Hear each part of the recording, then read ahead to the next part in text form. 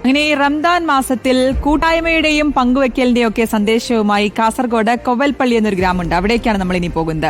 പള്ളി കമ്മിറ്റിയും പള്ളിക്ക് കീഴിലെ യൂത്ത് വിംഗ് സംഘടനയും ഒരേ മനസ്സോടെ ഒത്തുചേർന്നപ്പോൾ 500 പേർക്കുള്ള ഇഫ്താർ വിരുന്നാണ് നോമ്പുകാലത്ത് ഒരുങ്ങുന്നത്. കാണാം ഒരു സമൂഹ നോമ്പുതുറ. സ്നേഹത്തിന്റെയും സൗഹൃദത്തിന്റെയും മാധുര്യം വിളമ്പി വിശ്വാസികൾ ഒരുക്കിയ സമൂഹ നോമ്പുതുറ വലിയ ജനപങ്കാളിത്തം കൊണ്ടാണ് ശ്രദ്ധേയമായത്.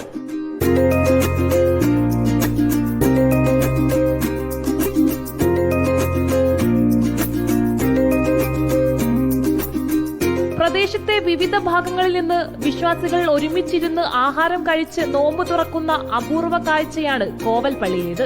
കോവൽപ്പള്ളി യൂത്ത് വിംഗ് സംഘടനയും ഒപ്പം ചേർന്നപ്പോൾ മനോഹരമായ ഇഫ്താർ വിരുന്ന് ഒരുങ്ങി.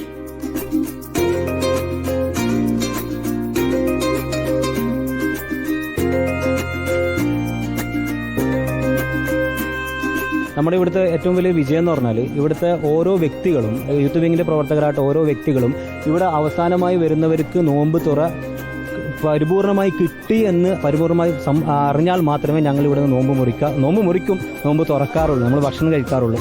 ചെറിയ കുട്ടികൾ മുതൽ വലിയ ആൾ വരെ എല്ലാം ഇതിന്റെ ഒരു പ്രവർത്തകരായിട്ടുണ്ടാവും.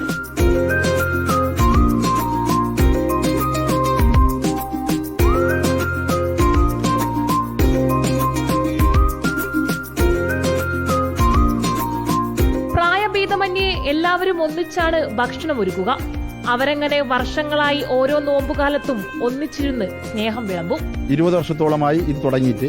അപ്പം ആദ്യം ചെറിയ രീതിയിലായിരുന്നു തുടങ്ങിയത്. ഇപ്പം വിപുലമായ രീതിയിൽ പുറത്തുള്ള ആൾക്കാർക്ക് ഈ നോമ്പ് മുറിക്കാൻ ബുദ്ധിമുട്ടുന്ന പ്രയാസപ്പെടുന്നവരെ കണ്ടിട്ടാണ് ഇത്തരത്തിലൊരു സംവിധാനം ഒരുക്കിയിട്ടുള്ളത്. അതിന്റെ രീതിയിൽ എല്ലാ ആൾക്കാരും ഇതിലേക്ക് പങ്കെടുക്കുന്നുണ്ട്. 20 വർഷമായി സമൂഹ നോമ്പുതുറ പള്ളിയിൽ നടക്കാറുണ്ട്. ചെറിയ രീതിയിൽ തുടങ്ങിയ നോമ്പുതുറ പിന്നീട് വികസിപ്പിക്കുകയായിരുന്നു. Reporter Archana Raveendran, in reporter, Kasaragod.